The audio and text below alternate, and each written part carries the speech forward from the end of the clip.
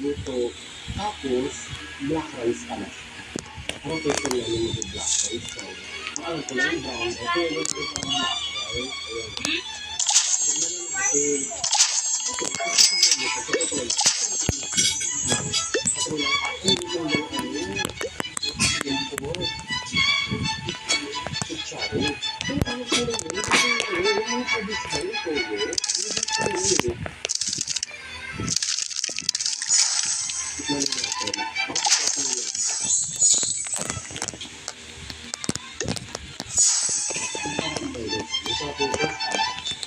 Ano ba yun? Yung adobo. Saan tayo mga Pinoy, di ba? Isa yung adobo talaga sa pinaka-signature dish natin. Ano? Ito yung pagkakaluto mo ano, pangasit sa rin mo, sinala. Ha? Ayan, so, masarap yung adobo. Diba ito yung ano, black. Ano naman?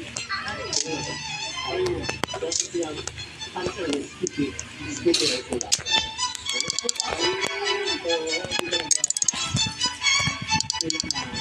Excited din. Lahat ng excited din.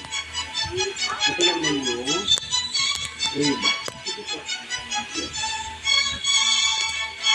And also, kung hindi na lang yung kaagad, hindi ka kakaliwa.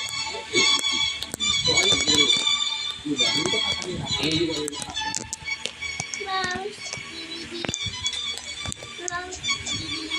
Ito pa ano, medyo less flavor. Hindi pa kapag yung titikman natin na parang pagtitikman mo yung flavor ka agad. Yung matitikman mo. Ito nito. So, ang yun naman yung pinaka-pork. Ano ang Enzo? Nasa sauce. Gusto kong